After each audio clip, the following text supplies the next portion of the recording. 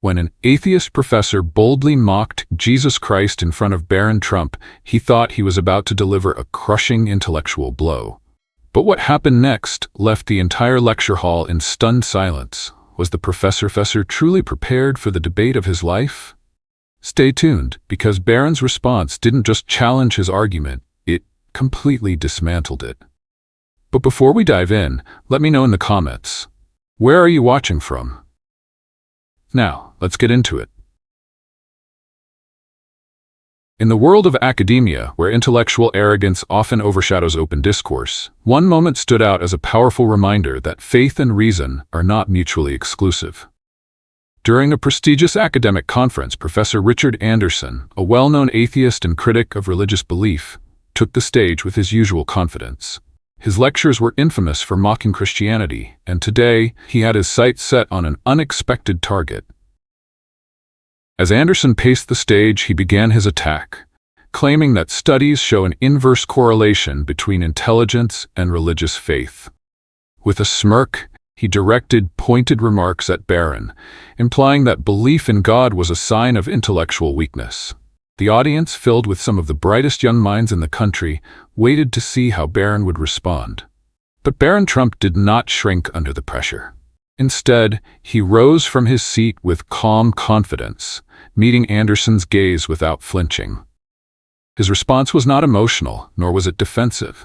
Rather, he systematically dismantled the professor's assumptions. He pointed out that many of the greatest scientists in history, including Isaac Newton, Max Planck, and Francis Collins, were devout believers. He questioned Anderson's rigid belief that atheism is the only rational worldview, highlighting how science itself still struggles to explain fundamental questions, the origins of consciousness, life, and the fine-tuning of the universe. His voice remained steady as he pointed out the irony in Anderson's position. A man who claims to follow evidence, yet dismisses anything that challenges his personal bias. As Barron continued, the audience shifted. The students, many of whom had initially laughed along with Anderson's mockery, now listened intently.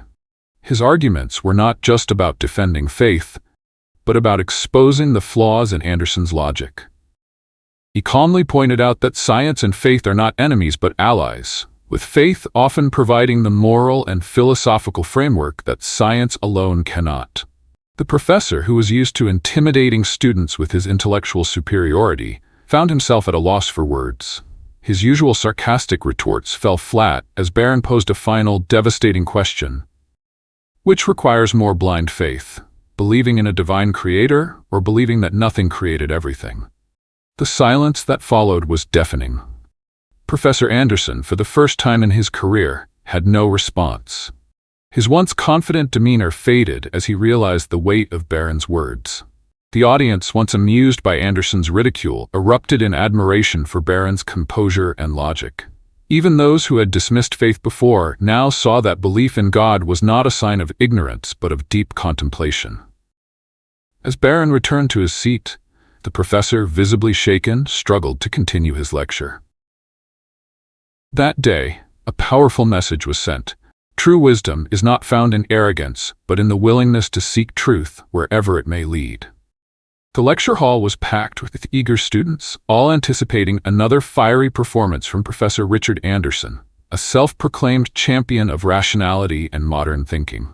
Over the years, he had gained a reputation for mocking religious faith, particularly Christianity, turning his lectures into spectacles where faith was the punchline and believers were the target.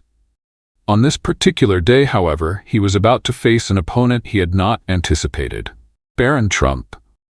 The young scholar had earned his place at the academic conference through merit, but whispers circulated that his presence was only due to his last name. Anderson saw an opportunity. With a smirk, he began his lecture, pulling up a graph supposedly proving an inverse correlation between intelligence and religious belief. He sneered as he addressed the students, stating that the smarter you are, the less likely you are to believe in supernatural fantasies. His gaze landed directly on Barron, the challenge unmistakable. The room fell silent, tension thick in the air. Then, Barron Trump stood up. His posture was composed, his expression calm, and his voice unwavering. Actually, Professor, he began, I'd like to address your argument about intelligence and belief in God. The room, once filled with laughter at Anderson's sarcasm, shifted into quiet anticipation. Anderson, expecting a fumbling rebuttal, smirked and gestured for Barron to continue. But what followed was something no one expected. Barron systematically dismantled the professor's claims. He pointed out that some of history's greatest minds, Isaac Newton, Max Planck, Francis Collins, were deeply religious, proving that faith and intelligence were not mutually exclusive. He then addressed the professor's blind faith in atheism, pointing out that modern science still cannot explain the origins of consciousness, the fine-tuning of the universe, or the emergence of life from non-life.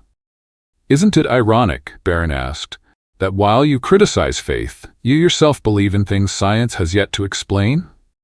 Professor Anderson's smirk faltered. The once confident professor interrupted, attempting to regain control. But Barron held his ground. Professor, he said with measured authority, your argument is not about science versus religion. It's about intellectual arrogance versus humility. The greatest scientists recognize that there is always more to discover. You, however, dismiss anything that challenges your worldview. The students, many of whom had initially sided with Anderson, now watched Barron with newfound respect. The defining moment came when Barron posed a final question. Which requires more blind faith, believing in a divine creator or believing that nothing created everything? The entire lecture hall fell silent. Anderson, for the first time, found himself without an answer.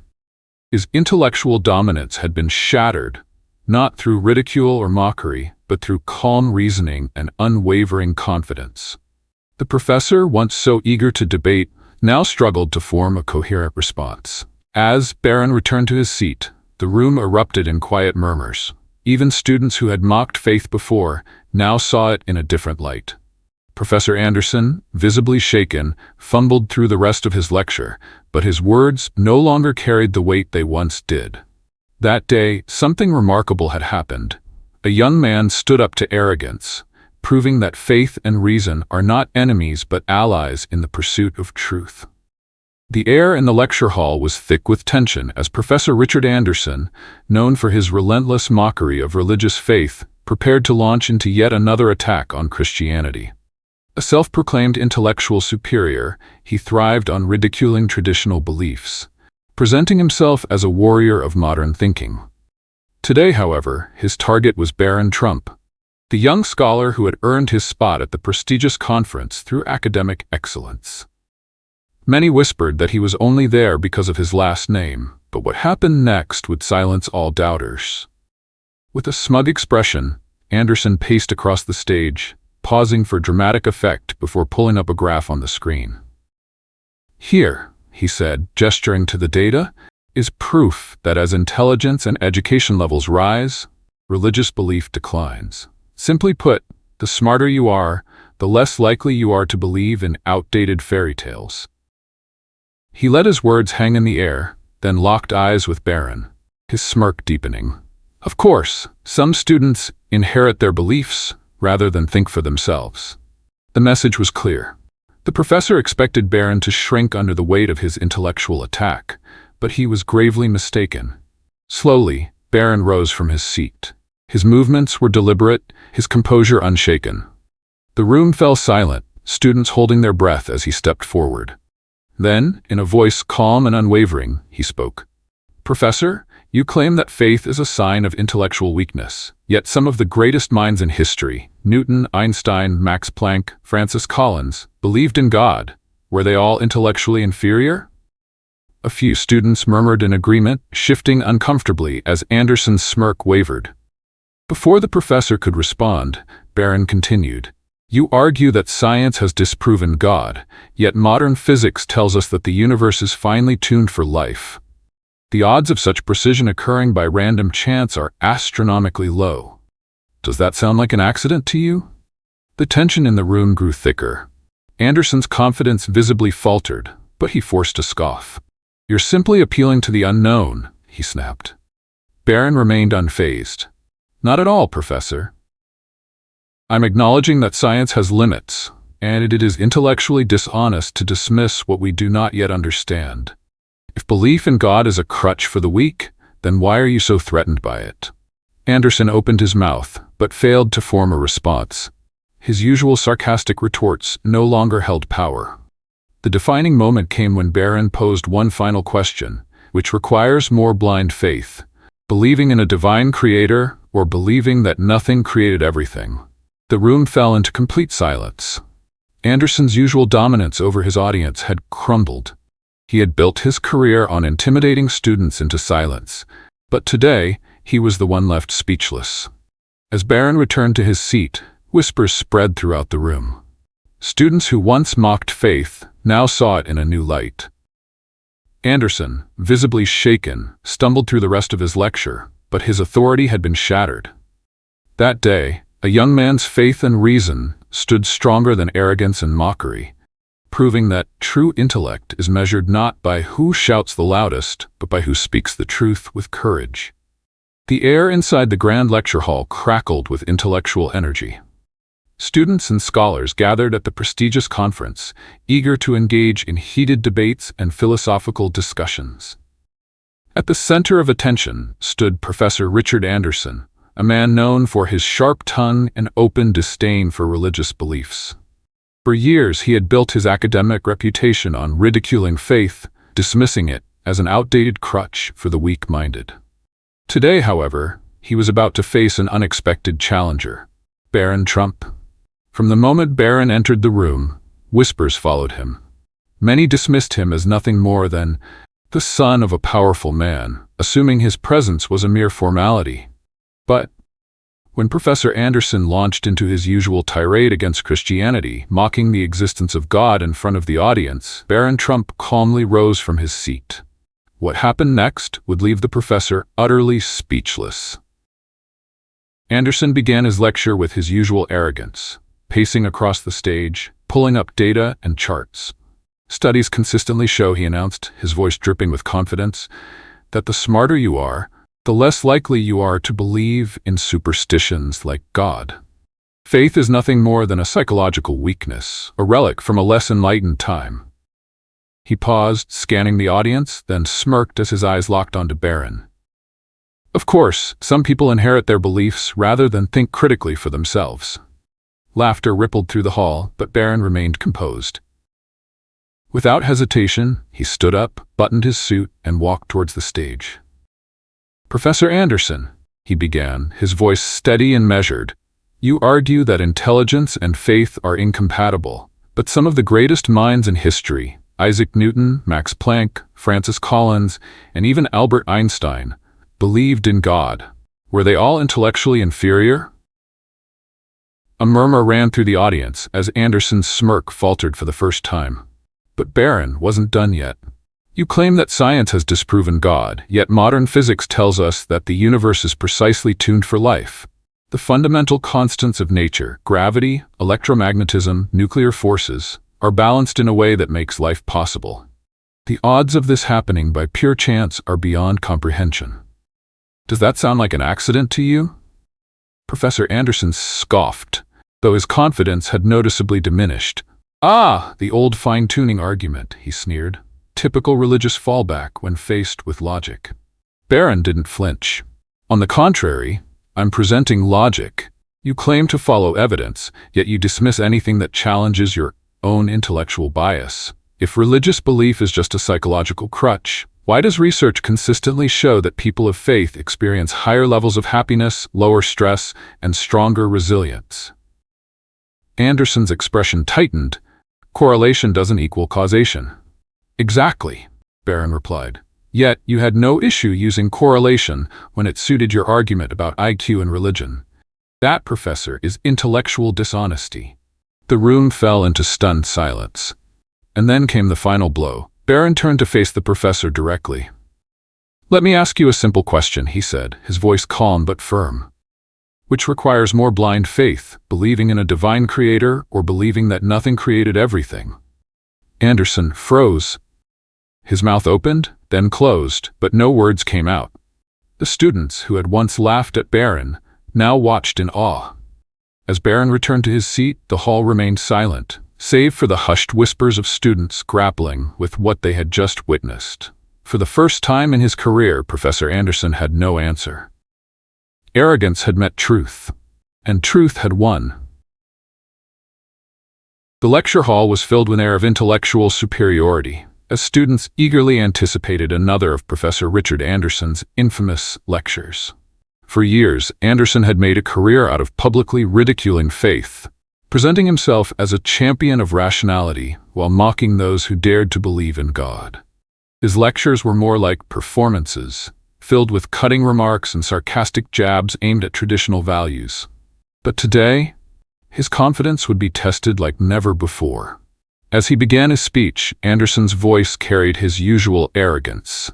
"Studies show," he declared, pacing dramatically across the stage, "that the more educated a person is, the less likely they are to believe in religious fairy tales. Intelligence and faith are like oil and water, they simply don't mix." He smirked as he continued. "Of course, some people cling to their beliefs, not out of reason, but out of family tradition." His gaze lingered on Barron Trump, sitting calmly in the audience.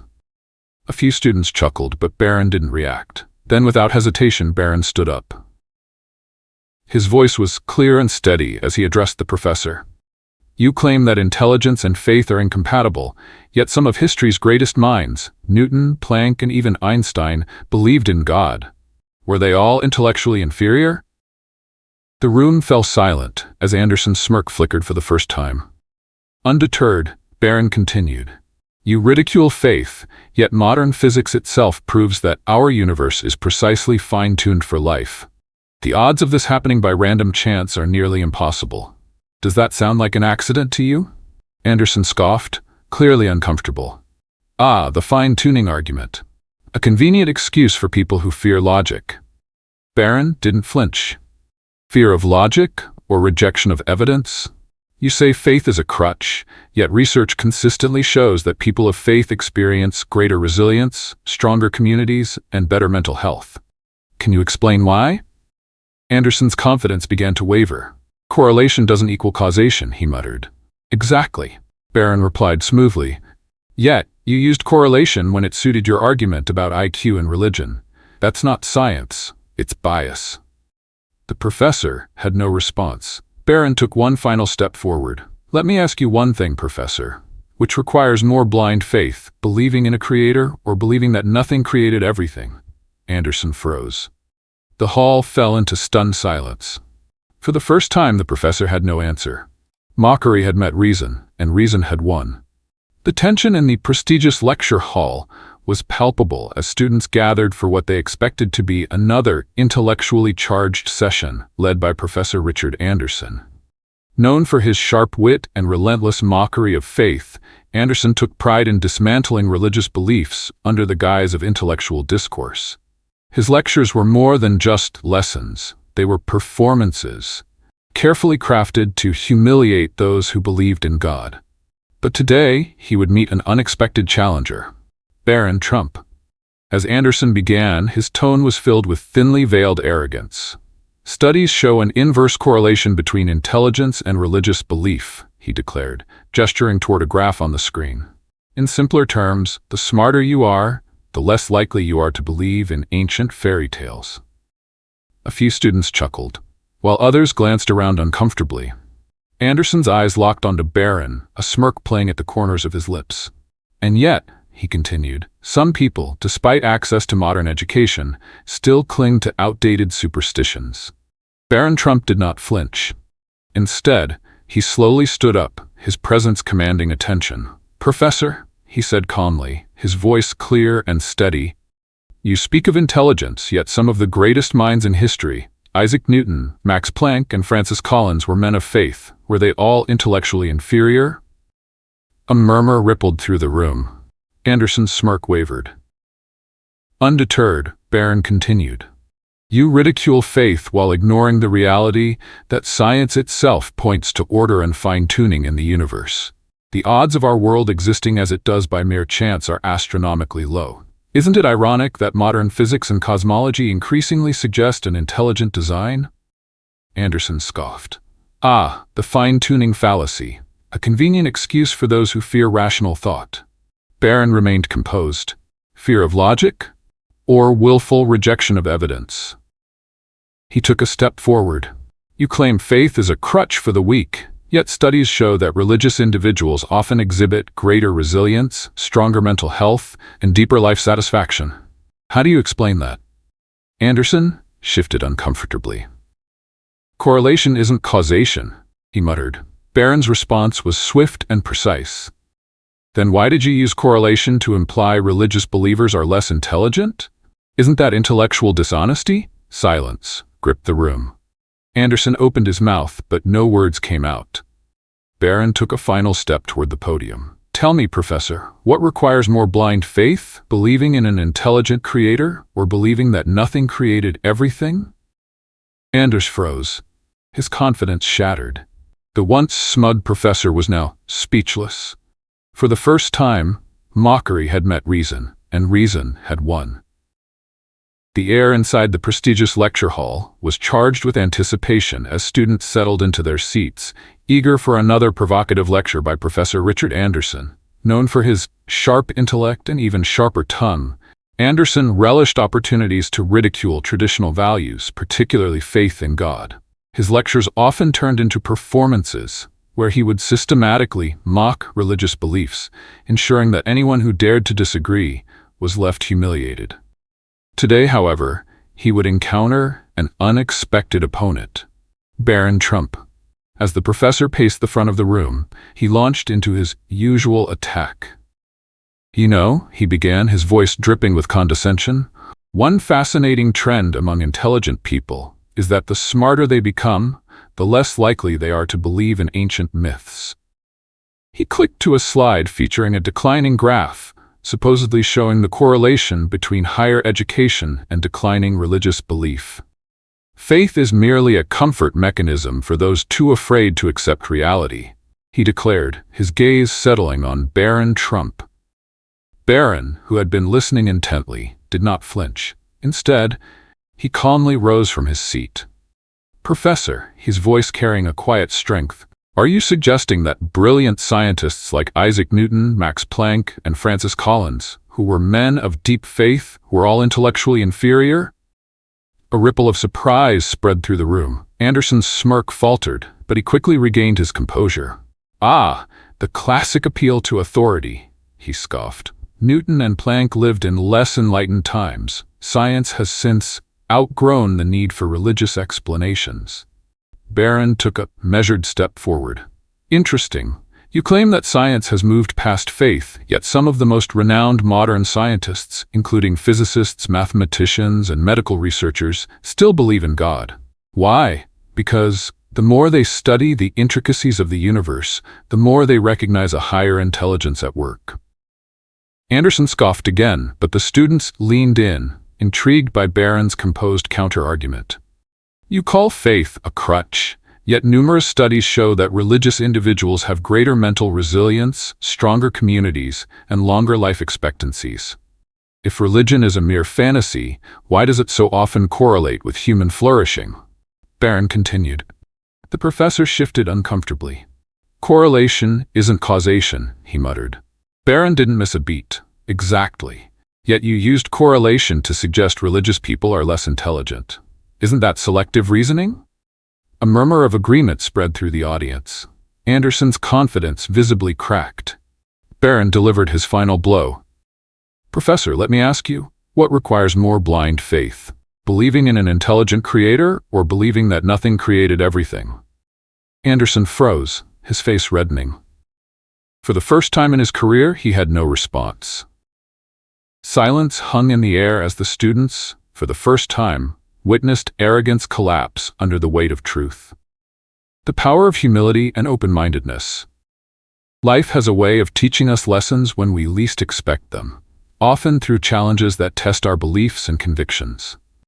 One of the most valuable lessons we can embrace at any stage of life is the power of humility and open-mindedness.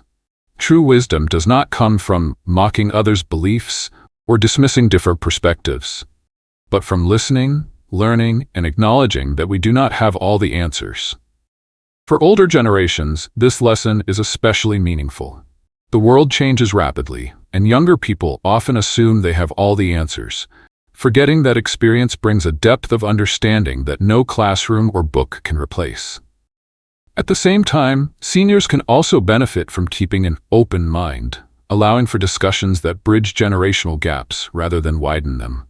Respecting different viewpoints does not mean abandoning one's values. It means having the confidence to stand by them while also engaging in thoughtful dialogue. The most meaningful progress happens when people of different backgrounds and experiences come together with a shared willingness to listen and grow. In the end, humility, wisdom, and respect will always stand stronger than arrogance and division. At the end of the day, true wisdom isn't about mocking others or asserting intellectual superiority. It's about having the courage to question, learn, and seek truth with humility. Barron Trump didn't just defend his faith, he exposed the arrogance of those who dismiss it without true understanding. His calm, logical approach left even the most outspoken critic speechless, proving that faith and intellect are not enemies but allies in the pursuit of truth. This moment wasn't just about winning an argument, it was about demonstrating the power of conviction, respect, and critical thinking.